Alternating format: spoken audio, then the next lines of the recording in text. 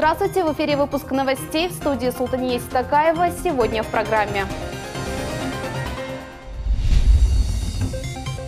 Республика встретила первый поезд из Санкт-Петербурга. Глава Крыма провел итоговую пресс-конференцию. Как развивается аграрная наука полуострова? Готовы ли к эксплуатации объекты капитального строительства? Первый пассажирский поезд пересек Крымский мост. Это состав номер 7 «Таврия» из Санкт-Петербурга в Севастополь. В крымскую столицу он прибыл в 7:30 утра. Его сегодня с радостью встречали жители республики. Мы долго ждали этого, с утра проснулись и вперед на вокзал, на наш любимый вокзал, который застыл на мгновение, но он сегодня ожил, друзья! Ура! Глава Крыма, губернатора Севастополя и руководитель Ростуризма отправились на первом поезде из Симферополя в город-герой, чтобы лично опробовать маршрут и оценить состав. Событие эпохальное. На самом деле и те решения, которые наш президент принял, и строители, которые исполнили эту мечту крымчан, и, я думаю, всех россиян, заслуживают огромного уважения. Сегодня крымчане, вы видите, встречают первый поезд с хорошим настроением с утра. И многие на самом деле встречают даже не пассажиров, а поезд. Настолько это сегодня ожидаемое событие для Республики Крым. В конечную точку поезд прибыл ровно по расписанию. Всего в вагонах было около 600 человек. Весь маршрут легендарного состава занял почти 44 часа. Глава Крыма подвел итоги годовой деятельности и рассказал о планах на 2020. Сколько километров дорог отремонтируют, какой бюджет планируют на это выделить. Какие еще вопросы были озвучены, узнаем из сюжета Фатиме Сейдометовой.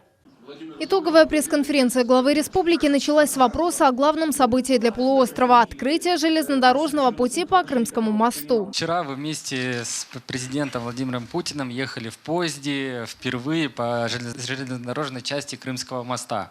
Вся страна испытывала огромную гордость за достижение. Что вот вы испытывали в этот момент и о чем удалось пообщаться с президентом после поездки?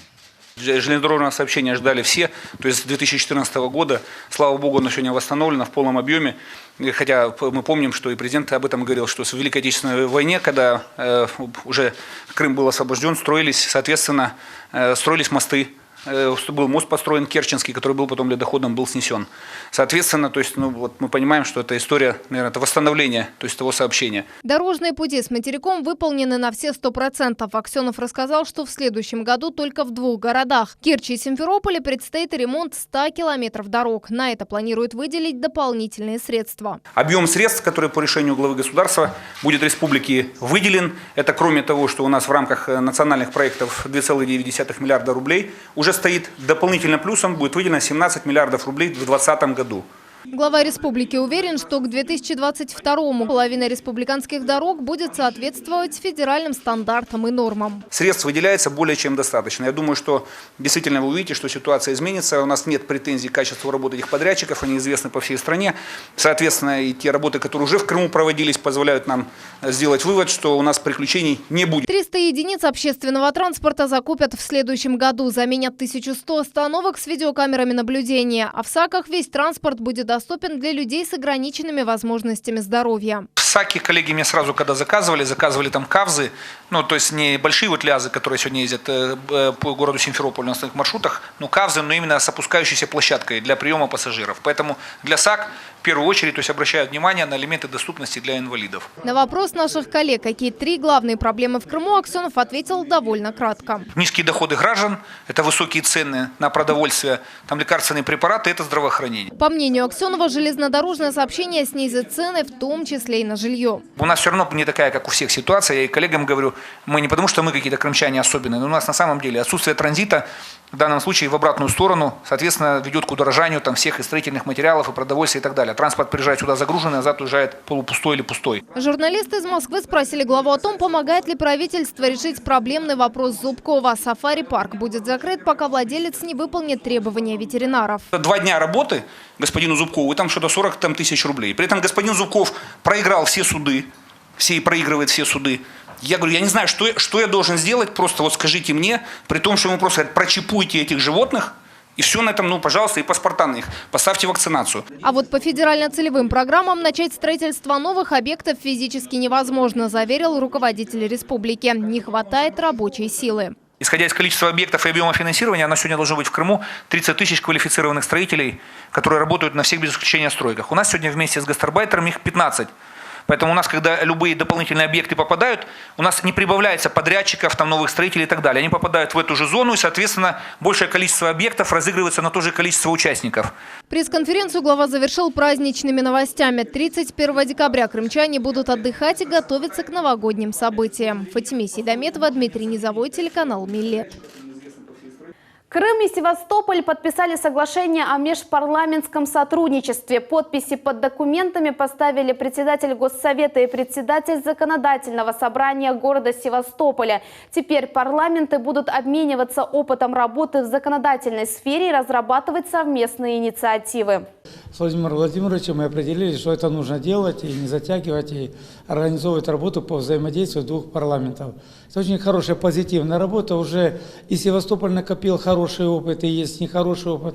И у нас есть и такой опыт. Мы можем обмениваться, во-первых, друг друга и избавлять от ошибок, которые могут быть, а с одной стороны, с другой, перенимать хорошие опыты, которые уже реализованы. Мы совместно будем формировать законодательные инициативы для того, чтобы в Государственной Думе и в Совете Федерации лоббировать те интересы, которые касаются наших регионов. Во время рабочего визита Владимир Константинов и Владимир Немцев возложили цветы к мемориальной стене в память героической обороны Севастополя, которая расположена на площади Нахимова. Посетили детский сад «Акварели» и осмотрели благоустройство парка «Динопарк». Неправильный учет трудового стажа, оформление документов на землю и выселение из общежития. С такими проблемами обратились крымчане к депутату Госдумы Руслану Бальбеку. Ирину Львову из Акмечети уже несколько лет беспокоит плохое водоотведение возле ее дома на улице Джепара Акима. Там убиться можно, если кто не знает, просто споткнуться. Представьте, каменные траншеи вымывают. Уже завтра проверочная комиссия совместно с представителями Госкомнадзора отправится на проблемный участок и определит, каким образом устранить неполадки. Руслан Бальбек, исходя из обращений граждан, за последний год отметил, что самые актуальные проблемы – это оформление земельного участка или жилья. Это, конечно же, таких блок наболевших проблем, которые накапливались десятилетиями, годами. К сожалению, не все относились внимательно к получению правоустанавливающих документов. Зачастую люди проживали уже в выстроенных домах, в которых уже появилось не одно поколение, имея на руках решение 90-х годов, когда тот период еще не был принят Земельный кодекс Украины, и были размытые формулировки «закрепить», «передать земельный участок». Естественно, большинство вопросов приходится решать через судебную ветвь власти. Прием граждан провел еще один депутат Госдумы от Крыма. К Михаилу Шеремету крымчане обратились и по социальным моментам. Например, неудовлетворительная работа общественного транспорта. А вот родительский комитет из первого лицея просит парламентария помочь решить школьный конфликт. Их дети и психологически, и физически страдают из-за одноклассника. Они говорят, елкой укололи. Я говорю, в смысле елкой? Как можно елкой уколоть, колотую рану принести сюда на участок? Вопрос перенаправлен в управление образования. Как отметил сам Михаил Шеремета, раньше крымчане жаловались на плохую инфраструктуру, сегодня обращаются с индивидуальными вопросами. Как показывает итог года, на сегодняшний момент система ЖКХ, обращаться люди стали меньше. По состоянию дорог стали значительно меньше обращаться люди. Транспортная доступность еще пока присутствует. Я думаю, что мы все-таки урегулируем эту ситуацию в ближайшее время. И сейчас больше затрагивают какие-то бытовые вопросы тех людей, какие-то конфликты. Но я надеюсь, что мы совместно с правоохранительными органами, с институтами власти решим и эти вопросы. Комиссия по приемке объектов капитального строительства выехала с проверкой на запад Крыма. Там ее представители инспектировали детские сады и школу. Когда объекты сдадут в эксплуатацию, знает Севиля Меметова. Так сегодня выглядит детский сад в селе Ивановка Сакского района. Внутренние работы не закончены, территория не благоустроена, а все сроки давно истекли. На сегодняшний момент завершаются работы по благоустройству территории, наружной отделки фасада. Подрядчик на 50% выполнил внутреннюю отделку здания. Строительство детского сада началось еще в 2017 году. По словам нового подрядчика, предыдущий не справился с поставленными задачами. Причиной стала несвоевременная поставка материала. Теперь приходится работать в ускоренном режиме. На данный объект завезена мебель 100%. Осталось завершить отделочные работы пополам. И, в принципе, объект будет готов к эксплуатации. С проверкой в детский сад выехала комиссия по приемке объектов капитального строительства. Результатом остались недовольны. Надеемся, на следующий год мы все-таки его запустим, многострадальный, который более 3 лет мы его строим.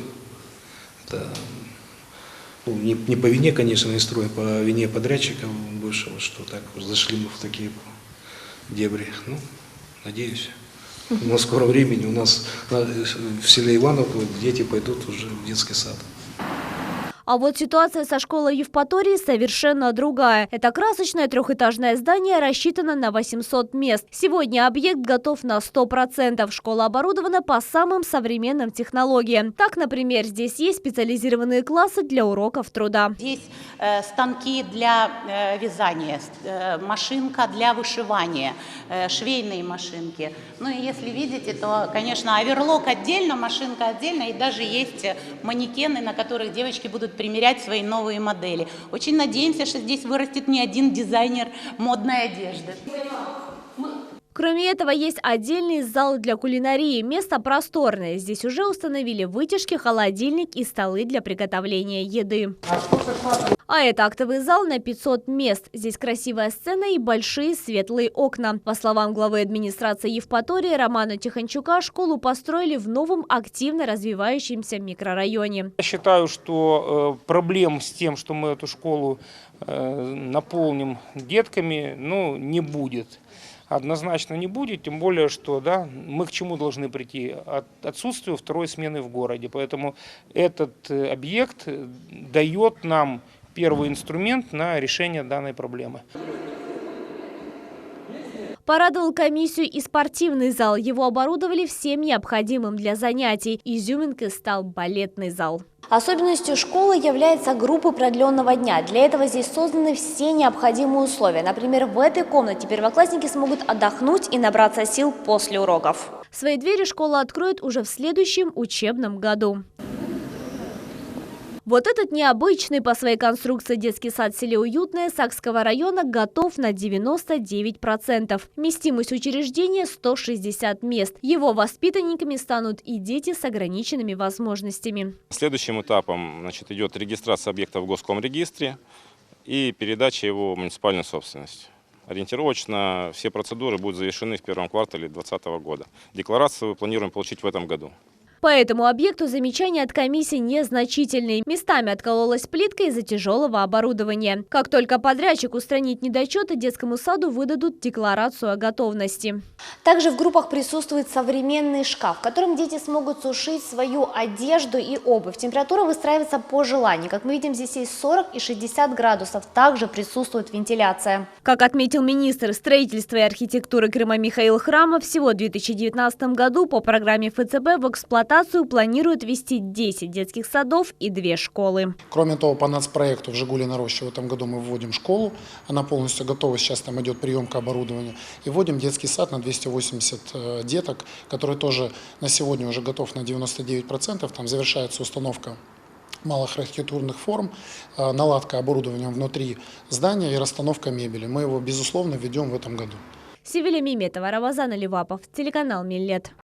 В Симферополе нужно провести масштабные археологические раскопки места, где предположительно находился дворец Калги Султана. К такому выводу пришли сегодня на заседании в Госкомнадсе. Пустырь на улице Воровского почти в центре города неоднократно пытались застроить. 2 года назад там провели раскопки и обнаружили фрагменты фундамента, который мог быть частью дворца. А еще монеты и керамику того периода. Затем еще раз копали точечно, но ничего не обнаружили. Сейчас там частник хочет возвести часовню, несмотря на то, что территория была внесена в реестр вновь выявленных памятников археологии. На данном участке сегодня ведется строительство. Данные участки сегодня загораживаются очередными заборами. И это очень настораживает представителей ДУМКа, представителей общественности. И роль комитета в данном случае – соблюсти законодательство и сделать действия в соответствии с действующим законодательством. Если окажется, что на этой территории действительно располагался дворец Калги Султана, тогда будут приняты определенные меры, заверил депутат Государственной Думы Руслан Бальбек. На этой музеификации и ряд других необходимых мер для того, чтобы данная территория была под охраной закона. И, естественно, мы прибегли бы к возможности в будущем восстановления данного дворца как памятника культурного наследия. Лимара Фиратова стала донором печени для своей дочери Амины. Какое состояние ребенка спустя год и какие таланты открылись у матери? За ответами на эти вопросы в село Голубинка Бахчисарайского района направилась наша съемочная группа. Репортаж Софии Шукуровой.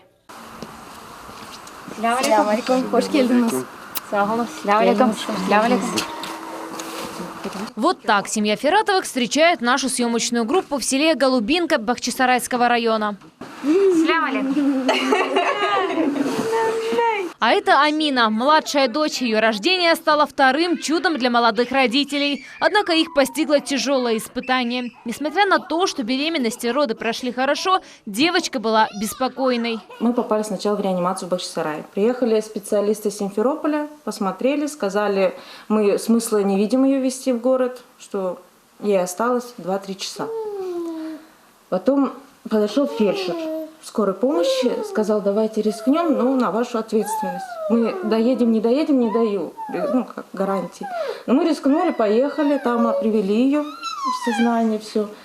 Но диагноз долго не стали. До 8 месяцев мы лежали на Титово. Муж добился, взяли направление в Москву на обследование. Там уже нам поставили, что уже запущен цирроз. 27 декабря прошлого года эта маленькая девочка перенесла сложную 10-часовую операцию в Москве. Специалисты Центра трансплантологии имени Шумакова пересадили ей печень. Донором стала мама Лимара Фиратова. Сделали пересадку, мы там пробыли 1,5 месяца. Нам преждевременно дали выписку, чтобы нам начали выдавать препараты. Закупка была препарат.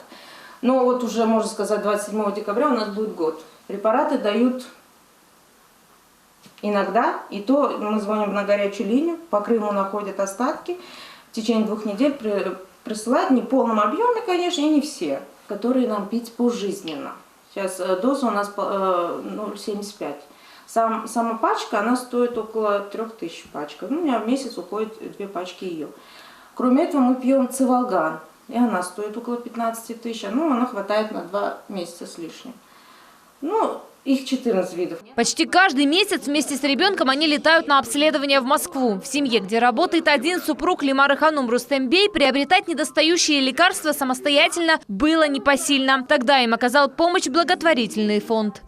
Друг познается в беде, я это никогда не понимала. Абсолютно чужие, казалось бы, люди, как чужие, которых мы не знаем, вроде бы как и нас не знали, услышав о нашей беде, и помогли, бегает, прыгает, как бы мы очень рады этому. Несмотря на болезнь ребенка, эта семья не просит ни у кого помощи. Мама Амины по специальности медсестра, но сейчас она уволилась и вынуждена вести постоянный уход за ребенком. При этом Лимара Ханум начала заниматься своим делом, мыловарением, которое приносит деньги, хоть и небольшие. Вот уже несколько месяцев Лимара Ханум занимается мыловарением. Гипоаллергенные красители, ароматизаторы и все необходимое для производства заказывает из разных городов страны. Сначала мастерица делала все вручную. На это уходило много времени. После усовершенствовала производство, приобрела специальные силиконовые формы, и процесс облегчился. Теперь открываем постепенно, снимаем это. Запускаем сначала воздух, потом аккуратно ее выдавливаем. Вот она. Ой, какая красота. Умелые руки, большое желание, и вот результат. В преддверии праздника для крымчан супруги подготовили такие подарочные мыла. Шишки, розочки, елочки, мультяшные герои и крысы. Символы наступающего года. София Шукурова, Виталий Голубев, телеканал Миллет. В Симферополе прошла научно-практическая конференция «Аграрная наука Крыма. 5 лет в России». В ней приняли участие ведущие специалисты, ученые, представители правительства республики. Тему продолжит Айша Шулакова. Это оборудование для изучения урожайности в полевых условиях. GPS-навигатор, квадрокоптер для исследования полей. Эти инновационные технологии используют сотрудники научно-исследовательского института сельского хозяйства Крыма. Данные получают даже с космоса. Изучаем содержание влаги в почве. Мы проводим съемку посевов малыми летательными аппаратами, фиксируем координаты там, где мы это отобрали. Приборами измеряем содержание в растениях, соответственно, азота косвенным методом и прогнозируем на основе этого урожайность потенциальную. Вот я вам показываю в приборе, мы видим сейчас 0,43-0,46, значит растение в принципе здорово. Все это выставка достижений научных учреждений Крыма. Проводит ее перед началом научно-практической конференции «Аграрная наука Крыма. 5 лет в России». Здесь представлены уникальные разработки специалистов. Их используют передовые сельхозпроизводители полуострова. При помощи этого портативного оборудования анализ воды проводят прямо в полевых условиях. Затем пробы воды отправляют в лабораторию института, где уже на этом современном оборудовании проводят более развернутый анализ. Это оборудование широкого спектра. Можно исследовать почву, воду, растения, зерновые и масличные культуры. Мы еще занимаемся, если обратите внимание, делаем диагностику растений на 14 макро-микроэлементов. То есть, сделав диагностику растений, мы можем определить, что растению не хватает, что у него в избытке, и сделать консультации по поводу их выращивания, чтобы наш урожай, который мы получаем, в общем-то, давал нам прибыль и кормил наш регион.